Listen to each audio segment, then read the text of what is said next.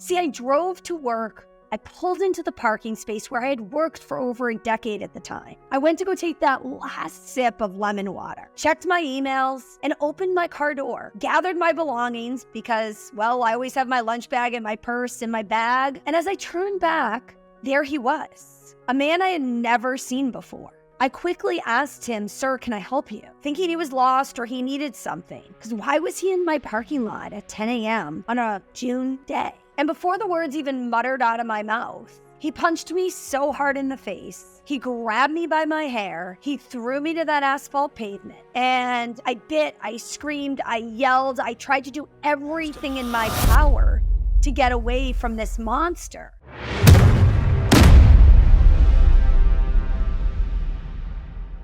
So good morning, Erica. Welcome to the Who You Know Show.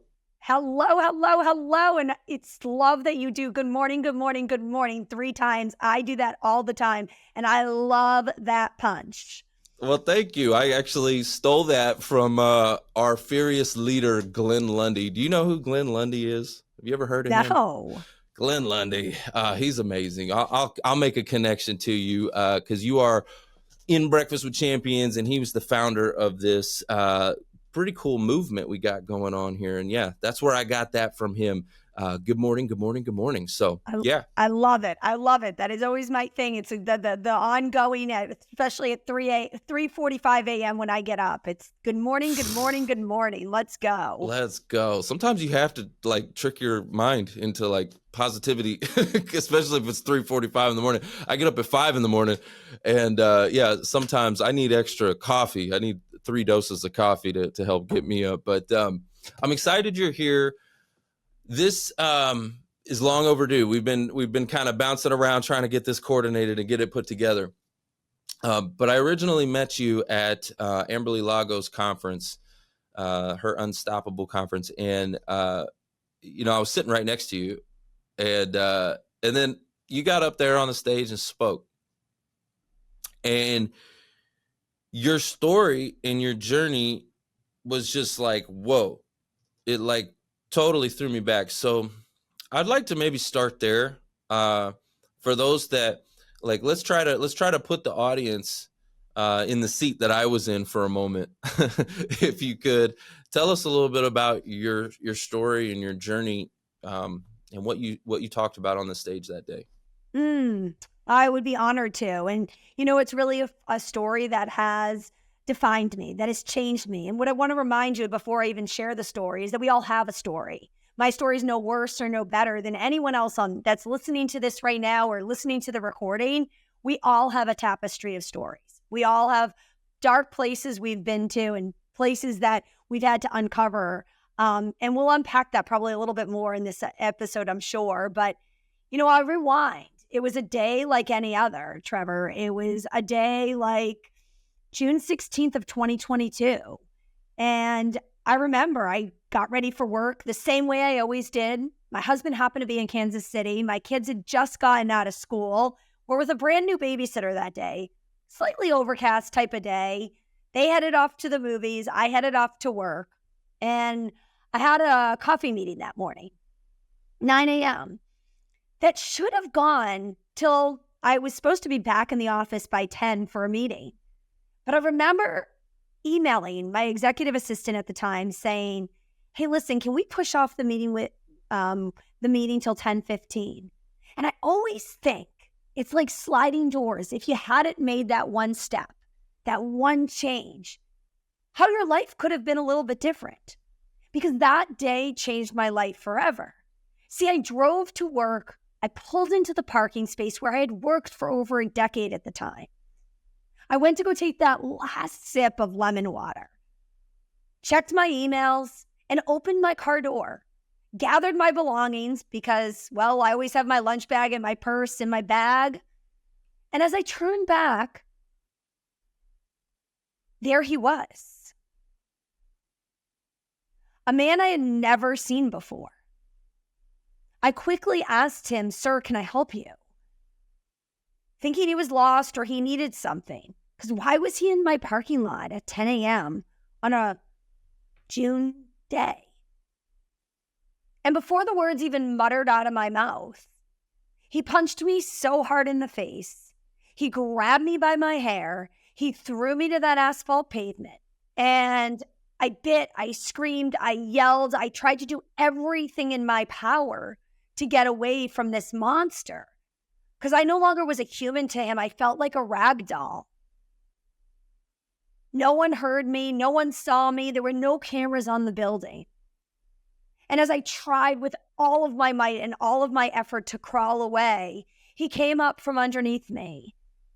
And he took that large crease of his elbow and he shoved it under my throat. And what seemed like 30 minutes was probably 3 seconds, but it seemed like the longest time of my life. And the thoughts that fluttered through my head: was this the last breath I'd have on earth? Was it the last time I would see my children? Was it the last time I would be a wife to my husband? And he squeezed as hard as he could until I passed out. By the act of someone so much higher than me, I was able to regain consciousness, having no idea where I was, feeling so confused and so just bewildered of just what just actually happened to me. And luckily, I was able to get on my feet. And as I got on my feet, I started running towards that building, not knowing if he had a gun, if he would chase me, what was going to be the consequences by trying to flee the scene. He was sitting in my car trying to start it. And I ran for help, and that bloody murder scream that I gave as soon as I walked in that building. He fled by foot and started burying himself into the marshes close by, or the large grasses. And luckily, because of everything that came together, they were able to send the dogs and the drones in and recognize that he was burying himself. See, what you don't know is this man had been in prison for 12 years in New York. I had no idea who he was. He got out prematurely after hurting several prison guards. And on the night of June 15th, he came to Philadelphia and he assaulted 4 women. He then proceeded on the morning of June 16th, before my attack, to rape a woman. And then got back on the bus and got off at the station where I work, in a very nice area. But you see, I never thought it was going to happen to me. And so many people say to me, Trevor, I'm so sorry. And I say, I appreciate that. And that's what I would say too. But there's been so much good that has come from such a hard situation. Wow. Yeah. I remember you telling your story on the stage, and it was like, whoa. And yeah, I can't even imagine, so my question for you is, what was the journey like for you? Because I know for me, I would there's a lot of things I'm thinking I probably wouldn't trust men. There's just so much, how do you overcome that? Cause I'm sure there was a lot of stuff that caused a lot of, trauma, obviously a lot of trauma that you had to unpack, and work through in order to be able to grow the way you have grown. Right. Like I'm sitting right next to you and I'm thinking, she's so nice to me. Like, you were so nice, you were smiling, you were friendly. Right. But hearing that story, I think I would be like, nope. I would be guarded. Right. So walk me through that. What are some of the things that you've had to go through to heal through this? Because that's awful. Yes, such a good question, Trevor. I so appreciate you asking me that. And I want to remind, again, anyone listening to this, we all go through grief, trauma differently, right? So my solution may not work for yours, but I remember so distinctly. It was about 3 days after the event, and I was finally home from the hospital. And I had a choice. I had 4 eyes looking at me, and those are the 4 eyes of my 2 children, who at the time were 6 and 8. And I knew I had a choice to merely be a victim, to be a survivor, or just decide to thrive from this. And on June 19th, as I sat there in my gazebo in my own backyard where I always felt so safe, I remember having a giant hooded sweatshirt on in 80-degree weather because I wanted to feel safe, tears dripping down my face, hearing the giggles of my kids in my pool, and saying, Erica, you have a choice of what you're going to do with this. And it was that distinct moment I will never forget. The sweatshirt I was wearing, the feelings I had, but it was just making a decision that I was going to do all of that hard work. I was going to lean into the pain and figure it out, not only for myself, not only for my children, but for so many other people that I have and I will continue to impact with this story. And yes, it's been lots of therapy. And yes, it's been lots of healing work. And yes, I've worked a lot on mindset. But I will tell you, one of the best things that I've done is openly talking about this, going on stages, meeting people like Amberly, talking my keynote, Audacity to be Resilient, about how we need to be resilient in all aspects of our lives, how we have to have the audacity to be bold and brave and make those decisions that aren't easy. And I truly believe that audacity is what builds the muscle of resiliency. We can't buy resiliency. We can't pick it up on Amazon Prime. It is something we learn through behavior. And it becomes stronger as we flex it, as we strengthen it, and as we grow. But we need to make the decision. No one is going to save us. It is only us. Okay, I'm giving you a mic drop. Hold up. Golly, man. Okay, y'all see why I brought her here? Okay, you understand? This woman is powerful. She's the strength, okay? And like you said it, decision, right? You made the decision that day when you're wearing your hoodie and all of that. Like you drew a line in the sand. And I remember going through a similar situation in my life where it's like, nope, line in the sand. I'm tired of being tired. No more stinking thinking. I'm better than this. I can do better than. Like there's a line in the sand kind of a day. A decision is made, and it changes you. And I knew that day, right? The way I look back at it, I could have lost my life that day. I got another chance, and God was giving me another opportunity. And if I was going to waste 1 second to stay in that victim or that stage, shame on me. Yes. Yeah, you think about life, and we all go through, again, like you said, we all have a story. We all go through stuff. We have setbacks. I think I heard Tim Story talk about this when he was on the show. He said, we all go through hell. But when you're going through hell, don't pitch a tent and stay. Like go through it quickly, as fast as you can. Get through it, right? Don't sit in it. And so often people want to sit in their funk and in their mess.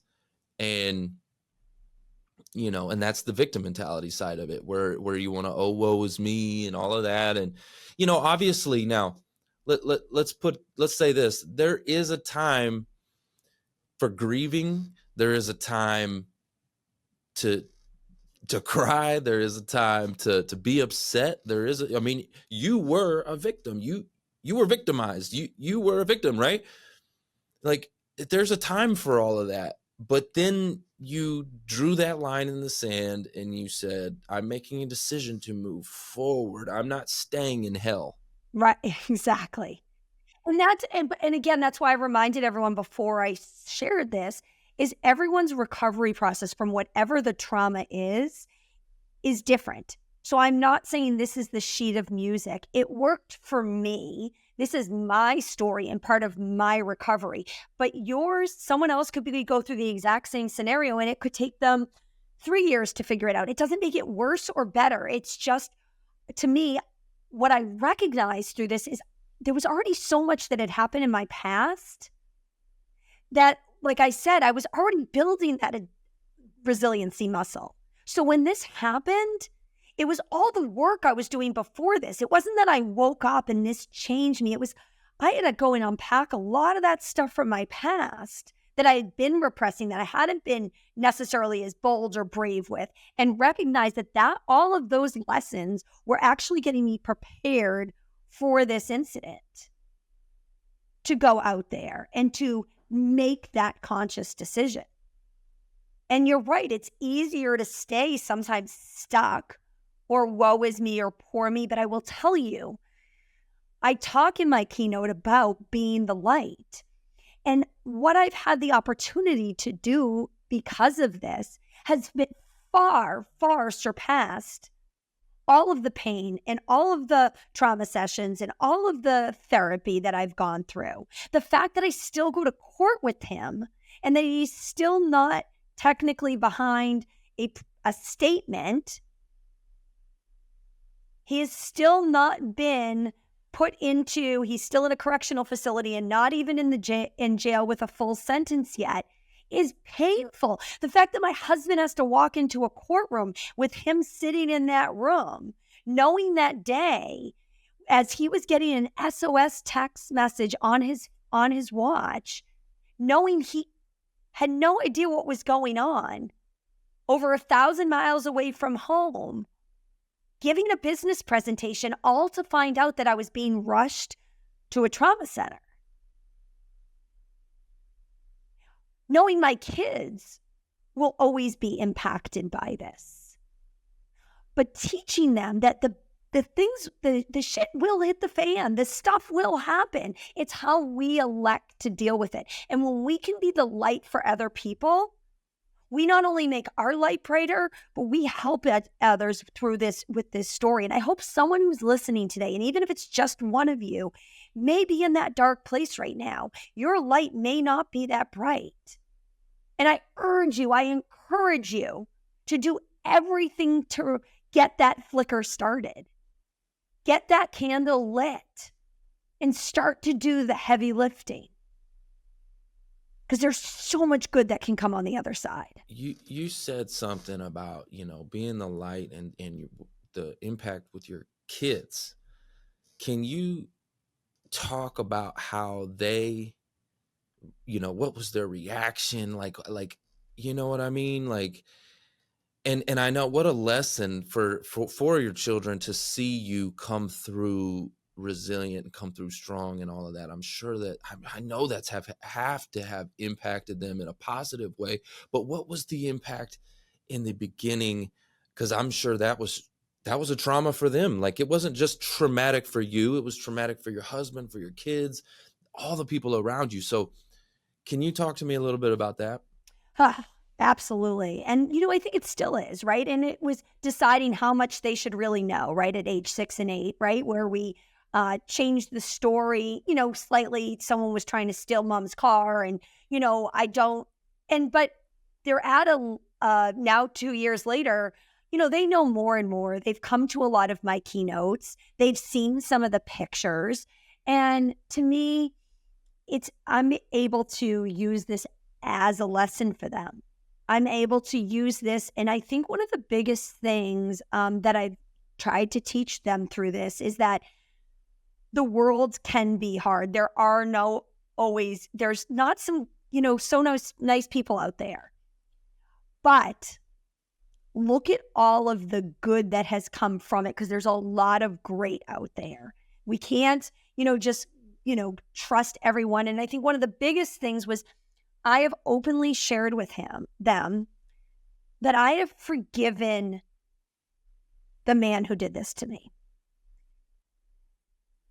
And when we can forgive and let go, I think it absolutely accelerates that healing process. Because when we live in spite and we live in anger and we live with our clenched fists, we can't truly release ourselves. That's what I was gonna say. Like that's gotta be And so such a release for you. yeah, and me sharing that with them about forgiveness. And I said, listen, I don't believe that he shouldn't go to jail, but we don't know his past either. So let's stop judging. So what I've tried to teach them is let's stop judging by our first instinct, right? Let's not just judge the person by what they look like or what they're wearing, that we have no idea what other people are dealing with. And I always tell them when they bicker, when they get in arguments, we need to give each other grace. It is one of the best gifts we can give to other people. And I have given him my grace. That's beautiful, Erica. That's beautiful because, yeah, hurt people, right? So this man, golly, who knows what kind of crap he's been through in his life, what kind of mess he's been through to have the, just, anyways, for that to even be an option. This man's must have gone through some things, and the grace part of it, that is so huge because none of us deserve the grace that we've received. I personally, I've messed up a lot in my life. I've done a lot of mess. Okay. I as a teenager, I was in and out of jail and made a lot of mistakes. And I was a fairly, I'm not going to say violent person, but I fought a lot when I was a teenager. I was angry. I was angry and bitter because I had a lot of trauma going on in my household. A lot of things were going on. And I had the environment that I was in was a thug life environment. I had a lot of different influences culturally around me. My house was kind of like a homeless shelter, and I had a lot of different types of people around me, and thug life was the culture. And so in that culture, it's about who's the strongest, who, don't tell me nothing. Oh, you can't, blah, blah, blah, And so I would fight like that. And I was very angry and bitter and had victim mentality all over me. But grace, that word grace, it washed over me. God gave me a second chance. My heavenly Father sent me to go see my earthly father and start the transformation process. And I got grace. And so I think it's beautiful. It's beautiful that that you can forgive that man because he doesn't deserve it. He doesn't deserve it. Yeah. Yeah. But and when I say it to some people, they almost look at me like, what's wrong with you? Right. And I get it because to me, it was part of the healing process. I knew if I could forgive, I could move on and become even stronger. And I always remind my kids that what are the lessons that we learn? So I'll relate it to losing the baseball championship game. What are we going to learn from it, right? It was hard. We all want to be the victory and we all want everything to be perfect and we want the wins. But we learn so much more from the hard times than we do from the good times. Absolutely. Nothing will teach you like burning your hand on the stove. You're like, damn, that was hot. I don't want to do that. That was hot, right? Nothing. I was telling somebody this yesterday. Literally, I said, there's no better teacher or lesson than pain. Pain will, you will learn it. I promise you. Go through some pain and it's going to sear it into your mind. You will learn that lesson. You won't forget it. No. And I think it relates to kids so much. And I think in especially the world we're living in where everyone gets a trophy and everything is, wonderful. It's in order to build, if my kids can build resilience before they're even, 12, to me, that's a gift that they will have for a lifetime. And by me sharing it with them and not hiding it from them and being honest with them and showing them that mom's had hard moments. And when I go to therapy on Saturdays or when, that they understand that listen, you got to do the hard work. You got to do the hard work. You're not going to, say you're, not batting. My son went through a batting slump, right? And he's like, oh, I'm just so, and I'm like, you got to go do the hard work. I don't see you going out there and hitting the balls. I didn't, you know what I mean? And like, it's the stuff that you're doing behind the scenes, right? This isn't all glory. I didn't just end up on a stage and, oh, wow, I can share my story and everything's great. It's because of all of the stuff that happened in between and still happens. I can't say I don't have those moments where I still take 10 steps back some days and I feel the pain and I'm angry and I feel frustrated and I have to go back to the reminder. I have forgiven. I am growing. I'm giving myself grace. And this is a gift. Right? That is beautiful. I mean, it's all a perception, right? It's all a perception on how you looked at it. Like you said, this is a gift. Oh my God, how beautiful that is, because yeah, you're able to now use your story and your journey to make an impact in other people's lives, right? They talk about turn your mess into your message, right? And you know what I mean? Like turn your mess into your message. And I love that you were able to do that because you are helping people. And resilience, when you think about resilience, they've done studies in entrepreneurship and business owners and things like that. It's the number one indicator that someone's going to be successful in business, because listen, business has a way to like knock you back a few steps. Okay. And resilience is the number one thing that they say is the indicator of success. Are you able to get back up? Are you able to get punched in the face and get back up? Literally. Yep. And I always say it, like, you didn't get the promotion. Great. What are you going to learn from it? You didn't get the new office. Okay. What are you going to learn from it? Right? You didn't get you didn't get the bonus this year. Great. What are you going to like use it as a lesson, right? Use it as an opportunity for growth. Cause you know, like we don't live in a world where in business, it's when we embrace the audacity, when we allow people to truly be bold and share their ideas, we foster innovation. We foster growth for the company. We build a culture where it's safe, psychologically safe for me to sit at the board table and throw an idea on the table that may not seem comfortable because it doesn't go with the status quo. But perhaps that's the one idea that changes the trajectory of the company. But if we don't foster people to want to be or be allowed to be audacious with their actions and their words and their ideas, we're putting people in cages. And I don't know about you, but most people that get paid, whether it's in corporate America or as an entrepreneur, we're being paid to think. And by stifling that, we're doing society, our corporate cultures, our entrepreneurship such a disservice. So I question you, if you're listening to this right now, what are you doing to foster your teams to be more audacious, to build that resiliency, to talk about the lessons learned so we can get better for the next time? Because I will tell you, if I ever have anything similar like this ever happen to me again, it's going to just be easier to get through than it even was this time. I always say the first cut's the deepest. I think there was a song about that, right? The first cut always is the hardest to heal from. So you said the word audacious, and like I hear that word and I hear, you know, boldness, courageous, strength, power, and that's what I see from you in your light, right? And you also mentioned,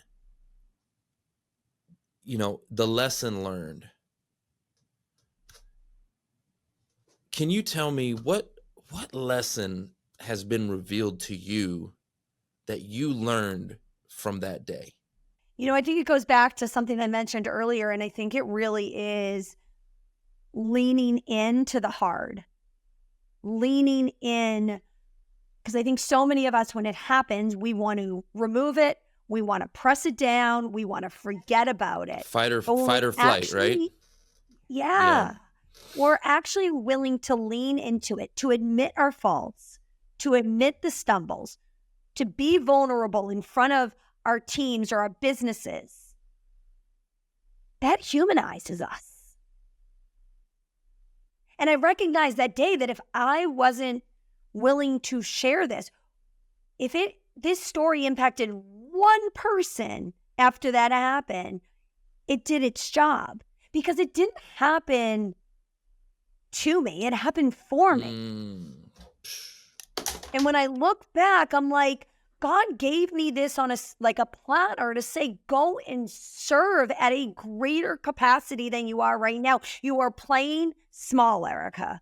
You are playing small, and I did not put you on this earth to play small. It's so powerful. Let me ask you a question. Before that day, I just said that, you have, power and strength and courage and audacity and boldness. And like, were you that same person prior to? Or has this forged you into that person that you just have this just burning desire to help free other people? Because other people are going through a mess too. And I will tell you, I think I've always been, I always say I'm an Aries, I'm a firstborn. I've always been kind of a fiery red. But I will tell you, I think this exacerbated it. Talking about the light, I think my light was on, from a scale from 1 to 10. I was always around a 7 or 8. And this to me put me at an 11. And I was like, no, I no longer can just be just bright enough to kind of be seen. I now need to be bright enough that I can actually now go and serve. Oh, and it takes an extra level to go do that, right?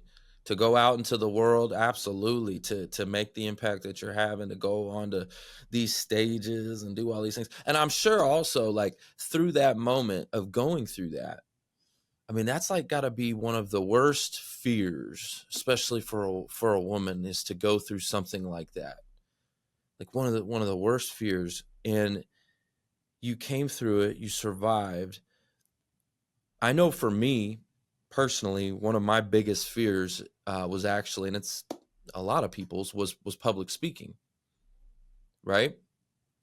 Not even on the same level of what you went through, but it was one of my deepest fears. Like literally it would have me terrified. And, but I remember putting myself in positions to overcome that. And I remember once I started to just do that, it literally, made me feel like I could do anything. Like I felt like Superman afterwards, even if I sucked on stage, even if I like literally bombed, because when you're new at something, you're going to probably suck at it. So, but even though I sucked at it in the beginning, I persevered and I overcame the greatest fear that I had. And so I felt like strength, you know what I mean? Like I could do anything. And it's a reminder that we're all disasters before we're masters. And I truly don't believe any of us ever become a master, because I think you have to constantly be working on yourself. You have to constantly be willing to, again, going back with what's that lesson, is lean into that pain. If the pain is public speaking, go and do the public speaking. If the pain is, you know what I mean, that you can't, run, go start walking, right? Like just lean into whatever that pain is causing you. If it's talking to you loud enough, lean into it. It doesn't mean you have to lean into everything, right? My other keynote of The Audacity to Have It All talks exactly to that. Your all is not what the person to the right or the left of you is doing. Your all is what you want, who you want to be. And are you leaning into the right things? Because so many of us decide to lean in and we're like, well, we're going to lean in here and lean in here because this is what society's telling me to do. But ask yourself, like, am I leaning into what really gives me purpose and passion? And if the answer is like, I don't know, you have to do some evaluation. So that's a good point, because you could lean into the wrong things, right? You could go through a trauma or something in your life, and a lot of people do that. They cope with drugs and alcohol or what have you, right? And was there any of that for you? Did you go through a period of that? Was there any I personally, I know I did that when I was a teenager, and went through some drama and some trauma, and I coped. Yeah. And I think we all have coping mechanisms, right? And I think we all have ways that we like to control. And I think about just so many things in my own life. You know, fortunately, it's never been, drugs and alcohol to not that, and I never have drank or, but at the same time, to me, it really was about control. And what I recognized as someone who went through trauma, I was trying to control everything in my life. Like, and it actually was such a disservice. And some people may be like, that's so phenomenal. You're controlling everything. And it was actually, and I'll rewind, in my 20s, I suffered with a really, really bad eating disorder. Right. And what I recognized is the eating disorder was not about being thin or fitting into a certain size pair of pants anymore. At first, it probably started out that way.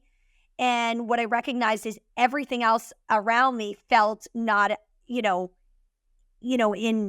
control, right? My parents were going through a bitter divorce. I was in college. There was just a lot of like things that were just like, circling the wrong way. And what I recognized is I was using that eating disorder to try to, if I could control myself, right, then everything else I wouldn't worry about. But like, it was not a good place to spend all of my energy and effort. And I'm not proud of it. I'm not ashamed of it. It just was part of my story. Well, and on that note, I want to kind of maybe dive into that a little bit because,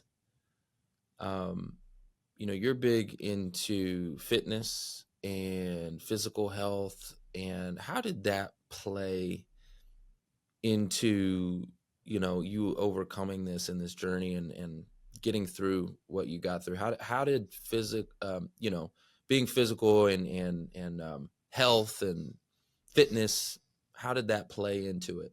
Yeah. And, you ask the question, sometimes when we push ourselves into something that we shouldn't control, right? Or something that we shouldn't lean into, like a pain, like maybe, alcohol or an eating disorder or something, right? A coping mechanism. But I always say, what can you use from this to then bring light to someone else? Like, what is the there's always a positive vibe to it. So if you were a bad drug addict, how can you go into schools and talk to kids to prevent them from going down the same path that you did? If you had a bad, eating disorder, how can you go and show people how they can have a fulfilled life through the right wellness and through the right balance? And that's what I chose to do. I just decided I was going to go be a fitness instructor and help other people feel just so good about fitness and health and wellness. I opened up my own gym. I started an international wellness business that I help people with, supplementation and mindset and all of this work, because it was like, I learned the hard way and I'm willing to share it, saying, I don't want anyone to go down or resort to a path that's destructive. So how can you take anything bad that's happened to you and twist it and turn it into something that's so positive, just like the assault? That's so good. I tell you what, I'm at the gym a lot these days, and I think you see a lot of like ex addicts and things like that, or people that have been through a lot of stuff, like that are always there all the time, because it's like I tell everybody this, it's a positive place to channel your energy, right? Because you got this energy, you got these things going on, and what are you going to do with it? Where are you going to put it? You can either, you could go, like for me, I could go down a negative path and get into alcohol and drugs and this, that, and the other, or I could put it in a positive place. So channeling your energy, fitness, channeling your energy into making an impact, serving, making a contribution. What can you do with your energy to make a positive impact? Absolutely. And I think everyone loves to hear in such a powerful way that vulnerability from someone, where they've been. Just hearing some of your story today that I didn't know, right? Like, it just makes me then connect with you that much better. He's human. He's not just this perfect podcast host. And like, I think by showing those sides, right? And it's not that we have to tell everyone everything of Pandora's box and all our dark, deep secrets, but I think it's so important that we're willing to show that side, because some people just see what came out on the other end and they don't know they don't know these stories. And I have hundreds of them. And I'm like, wow, all of these things help get me to where I am. And I'm sure there's stories that are happening right now in my life that I will use as lessons a year from now, 2 years from now, 5 years from now, that will only continue to build that muscle of resiliency. Absolutely. And I totally agree with what you're saying there, because I remember when I first started to share my story um, online, I would share little bits and pieces of some of the things, some of the trauma that I had gone through. And people were blown away. They're like, that was you?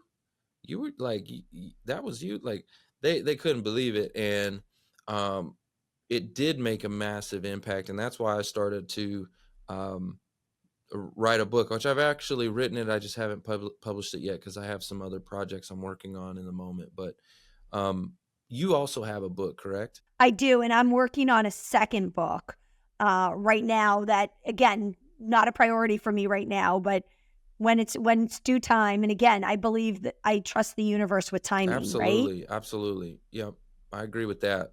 Well, tell me about the first book, and then maybe we So can. it's called You've Got This Boss Mama. And it's all about what I recognize is, I had a 1 and 3 year old at home at the time. And I recognized I was working full time, but I had really lost a piece of myself. And I felt like I needed to pick between being a mom and being in corporate America and what avenue do I travel down? And you have to reminding myself that although I can be a bossy mom, it was really taking being a boss of my own destiny in my life, and that I could be a mom who didn't bake the brownies, but still sent them in for the school play, right? Like I could still be the mom who left a board meeting and showed up for, the practice. I could still, I could do both if I wanted to, but understanding that I was the one that had to be the boss of that. I had to control the destiny and set up boundaries. But chapter 11 was, don't let anyone dim your sparkle, right? Like, don't let anyone take that away from you.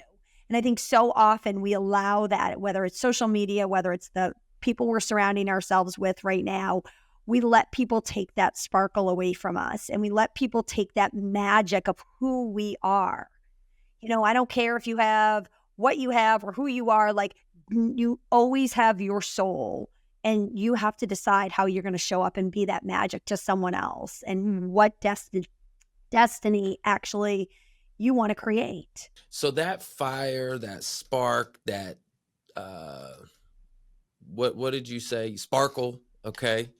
Um, all of that, to me, comes from a place of confidence, right? Because if you think about, like, if you don't have confidence, it dims your light, right? You think about, like, I get to see these job seekers all the time who are dealing with rejection over and over and over and over and over again, and have an extended job search that lasts a year long, and just their confidence just,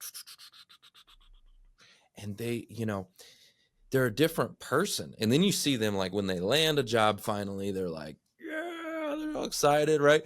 And you just see this different person on the other end. But, like, what are some ways that you could help someone who may be going through that to build up their confidence? Because you need that confidence in order to shine, in order to be that fire that the world needs. And I truly believe, like, it's work. It takes work. And, for me, that may be, I know getting up early and having time to invest in me, right? That biggest investment, if someone were to give me, $30,000 tomorrow and said, where are you going to spend it? It's investing in working on myself to make myself better on stages, to make myself better for, where I can go. So I always say, what is the inner work you're doing? It doesn't take any any dollars and cents. So it's what's the work I'm doing on myself every day to continually grow and work in that stage. And if I'm not willing to do that work every day, you can't just do it when it feels convenient. You can't wait till you're in the ditch to do that work. Ooh, that's so good. That is so good. Okay. Who said it? The life you've always wanted is in the work that you've been avoiding. I don't know who said that. I can't remember who said that, but I heard that sometime. And yeah, like the work, you got to do the work, whether you feel like it or not. And a matter of fact, the days that you don't feel like it, I remember, okay, like I'll give you an example. The days that I have like not wanted to go to church, right? Like I'm like, I don't want to go to church. Like, and I go anyway. Those are the days that I get spoke to. Like that's the day that, you know what I'm talking about? Amen. Or the gym, you end up having this phenomenal workout, right? And you're like, I can't believe I even thought about not going. Absolutely. Or pressing snooze. And again, it gives you that confidence because you did the thing that you were avoiding. You did it. You did the thing, you know, you're like, oh, I don't want to do this. I don't want to do this. I don't want to do this. And you do it anyways. So I built I'll give you an example. I built, you know, it's kind of this craze going on right now. It's kind of a fad or whatever, but the ice bath, right? So I built an ice bath at my house and I freaking hate that thing. Oh, I hate that thing. It's never fun, ever, ever, ever, ever, ever. But what I have noticed is that thing will put me in the best mood. I hate doing it, but man, it like just hits you with some kind of dopamine. Woo! I feel great afterwards, right? And I always say it's just that first step. It's the first action. It's the first toe in the ice bath. It's the first rep at the gym. It's the first page of the book that you like you've been avoiding reading that you know you need to dive into to next level yourself. Like it's just you know, I love Ed Millett, right? The power of one more, right? Just do one more today. Make one more cold call. Make one more connection. You know, what can you be doing? I also think there's two other things with that, you know, is one, who is your board of directors? Who are the people that when the tough comes, because it will, that are going to be there to pick you up, to help you? And if you don't have that board of director right now, if you don't have that group, and when I say that, it's not an official board, but who are those people, those 5 or 10 people in your life that you can go to when you're having that wall kicking, mascara running, snot flying down your face type day that are going to give you some honest, candid punch in the face and get you back on track? Because if you don't have those people in your life, if everyone's just the niceties, you don't have your board. Find your board. And then lastly, goes back to be that board to someone else. Go be that light to someone else. Because when you serve and you help other people, you're preaching the language. If you aren't living it and breathing it, shame on you. So go and give it to other people too. And to me, that's really what ends up building the confidence, right? That is so good. No, that's so good. You need those people to surround you because you're going to have those moments where you're not, you know, feeling it, right? Those days where I'm like, I don't want to do the ice bath, or I don't want to go to the gym, or I don't want to do this, I don't want to do that. And sometimes, like I have a pretty high sense of like self-accountability, but I'm human. There are some days where I'm like, nope. And I skip. Every once in a while, I'm like, slide right, slide left. Right? But it would be nice to have that, okay? Like, because you have self-accountability, but to have accountability, that board of directors that can say, no, get your butt up, okay? And think about and I always say, Trevor, like your board of directors shouldn't be all people that just go to the gym, right? Like I have a girl that I go to the gym with and we literally text each other at 4:30 in the morning, like, can't wait to see you there, like what our schedule is or what we're lifting that day or what class we're going to, right? Hold yourself accountable, you know? And who's your board of directors when it comes to a financial situation? Who's your board of directors when it comes to, you know, if you're a parent, like, and you're having that moment where you want to throw your kids out the second floor window because you're just having one of those days because they won't fold the laundry, right? Who are those people you can go for in the different facets of your life? And, you know, and then be that person to someone else. And sometimes it's it's so hard as a friend, in business, everything, to give someone that hard truth. But that constructive feedback, let's not call it criticism, that constructive feedback are just words. If we take the emotion out of it, all they are is words that can propel us forward. But if we allow it to be emotional, it will sap us of all of the energy. So I really try to focus on that. When someone gives me constructive feedback, is take the emotion out of it.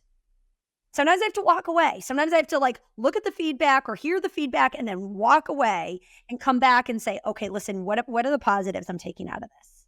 How is this going to move me forward? And those conversations have been some of the best, lever turning, changing conversations that have changed the trajectory of where I'm going. This is so good, and it reminds me of something that happened yesterday, okay? Literally happened yesterday. So I've got a couple of job seekers that I'm coaching right now, and one had a bad situation with some interviews and this, that, and the other, okay? And then the other one was trying to help and support and trying to basically tell him some constructive feedback of what he did wrong. And anyways, it caused a big dispute between these two. They're all a little bit butthurt about this. Okay. And so I kind of got in the middle and I looked at what happened. I was like, all right, well, let me see what happened here. And on one side I said, hey, listen, this feedback that you gave him, number one, he was kind of in a down point, right? And the way it came across, it was almost like you kicked him while he was down.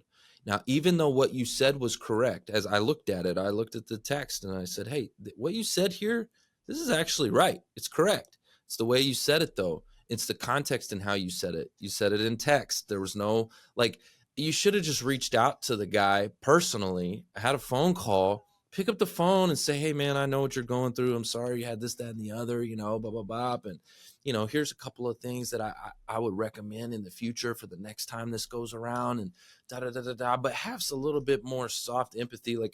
And it just came off as cold, and that's how it was received on the other end. And so the guy's like, screw you. And they're going back and forth. But even if you receive that and there's no empathy in it, again, the guy was right in what he said. What he said was correct. So maybe take yourself out of it, take your emotions out of it, to what your point earlier, take the emotions out. And can you see the lesson in there? There was a lesson in what he said. It was just how he said it. And it was probably bad timing. It could have been done differently. And it was the lesson simply to show the other gentleman of how to react if he's ever in the same situation, to pick up the phone. Is there the lesson to just teach you that you want to be a better leader, that you want to show up differently because you don't want someone on the receiving end to feel the same way again. Maybe that's the lesson. I mean, yes, I always think there's a lesson, and let's face it, if someone's willing to give it to us, to me, it's that someone cares enough about you, because if they could care less, they probably would say nothing. Mm-hmm. They care enough about you that they're willing to tell you what they're feeling. Yeah. Most of the time. There's always the exception there, because I have had some haters in some ways that no matter how they said it, I'm like, that's not how they feel.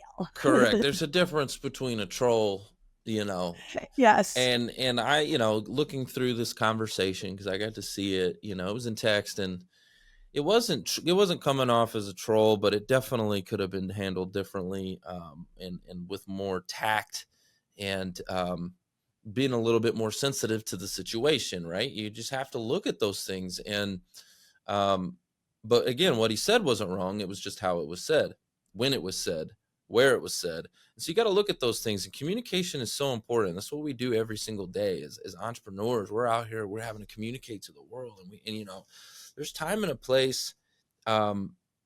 And in this particular situation, I was just like, hey, you probably should have just picked up the phone, man. Y'all would probably still be friends today, but now he's blocked you, and it's gone to this next level because everyone's pissed off. And in my corporate role, I don't know, I know we didn't talk anything about corporate, but in my corporate role, I have been a female in construction industry for 22 years. I'm still in a corporate role. And one of my departments is actually field leadership development training. And we just launched a course that's on conflict and communication. Now, conflict isn't good or bad. It just is. But it's how we communicate that fills the gap and fills that bridge, and how important that is in all facets of our lives, and how important it is to build connections when times are good. Don't wait to build them when times are good. Ooh, I always say that. that's so good. Hold up, that's good. That's for the Who You Know show right there. I teach them job seekers that all the time. Okay, don't wait until it's too late. Okay, when you get the axe from corporate America, you need to build your network now, right? You need to build those relationships because listen, we all saw what happened through COVID, and a lot of these corporations, a lot of them are stock owned. Okay. And so these stock owned companies, when stocks are good, okay, when the market's doing well, what are they doing? They're hiring. Well, when the market's down, well, they're firing. Okay. They're letting everybody go. And so listen, you think, And I work for a publicly traded company, so I get it. right? And they have changes and they make changes depending on what's going on in the market and what's happening in the world and the economy and all these different things. And so it's like there's really, when you work for a company like that, there's not really a lot of job security. You think there is. Oh, I got this nice corporate salary. No, you've got you're working for a stock-owned company who's making decisions on the best interest of the shareholders, not you. Not you, in the best interest of the shareholders. And if that means they got to let you go, bye-bye. Okay, you're gone. And so build your network now. Start connecting and making relationships, and don't wait. Don't just sit behind the computer and think that's anyway. So I could go on all day about that, but this, I know we that could be a whole, maybe we should do segment 2 of the podcast this fall or something. yeah, relationships are everything. You know what I mean? Yep. And well, it's my third keynote. Meaningful connections is my third keynote, and why it's so important and what we should be doing. Just like we work on our own mindset, we need to be working on connections every day. And don't wait to do it, one time a month, because you'll feel like it's work. But when you're doing it every day and planting those seeds, I say, listen, find 5 new LinkedIn connections today. Get on there and leave them a voice note, right? Let them hear your voice. Show the inflection. Show who you are. Let me tell you that your traction rate with making that connection happen will be far, far higher than any other type of connection that you type or you just put the cut and paste language in there. I love what you just said. I teach them just one step above. But what you're saying is so true. The voice makes a big difference. But I'm going to show you one last thing, okay? This is what I teach, and it just takes an extra step. Hold on. Bear with me here. I'm Absolutely. But if anyone doesn't know, LinkedIn, you can get in messages and you can actually leave a voice in message. Hey, Trevor, this is Erica. I saw you have a podcast. I would love to be one of your guests. So what I do, Erica, is I will leave a little small video. There's a couple of video communication tools. There's Loom, there's BombBomb. I personally use BombBomb. But essentially, what you're talking about with the voice note, right? Yeah. I'm doing the exact same thing, except I'm literally writing your name on this little whiteboard and flashing it at the screen like this. I love it. I love it. Right? And let me tell you, one of the nearest, what I love that you do, Trevor, is it's their name. One of the most endearing opportunities to connect with someone is using their name in a conversation. I feel seen. Absolutely. You feel seen. And that's one of the things that I think as humans, we desire the most. We want to be accepted. We want to be seen. We want to be loved, right? I mean, it's one of the reasons why we see there's so much of this identity stuff going on right now, right? It's because people want to be accepted. They want to be loved for who they are and appreciated and seen. And so, and you made that abundantly clear when you started your show today.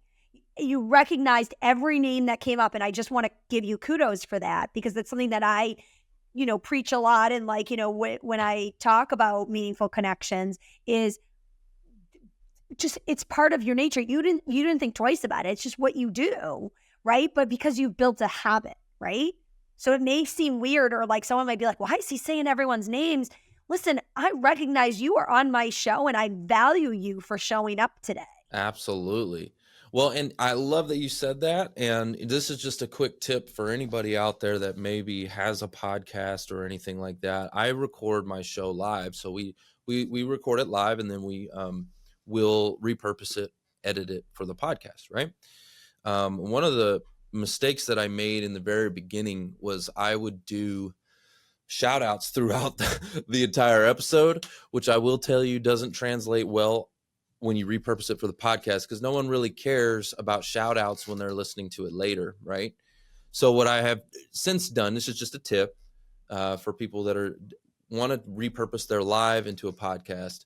I would recommend that you do your shout outs in the beginning and have your content in the middle where it's uninterrupted content, because now it's about Erica. It's about me and Erica. It's about your story, and delivering the best content we can. And then at the end of the episode, then you can go back to your audience and give some shout outs and some love. And maybe you do a giveaway or something like that, right? And that way, when you repurpose it later for your podcast, you can chop the front and the back, and you just have a solid conversation to repurpose for your podcast. So anyways, right? It's kind of like, but I had to learn that the hard way through multiple episodes of having to edit and remove a lot of that out of the podcast. Anyways, but Erica, this has been awesome. I really, really have enjoyed this conversation. I would love at some point for us to do a follow-up episode, because this has been great. You have so much, and there's not enough time in an hour. There's really not enough time to unpack all the wisdom that you have and the strength that you have. And because I know you're helping a lot of people out there. So we just appreciate you coming on the show. Well, I'm excited for round 2. When I come into Dallas, we'll do it in person. Heck yeah. That's what we were talking about. We got to do it in person. Okay. It's so much different. Okay. It's better. It's just better. Okay. And, so I love that. Yes, absolutely. 100%. You can come do my show, and Amberly's too. I'm sure you can go do hers, and it'd be amazing. Would love to see you. Absolutely. Well, this has been phenomenal. Thank you so much for having me. Absolutely. Guys, that's the show. It's all about who you know. Bye. Thanks for listening to the Who You Know Show podcast. My name is Trevor Houston, and if you've enjoyed this episode, consider subscribing wherever you listen and leave us a positive review to help us keep the mics on in the studio. Until next week, that's the show. It's all about who you know.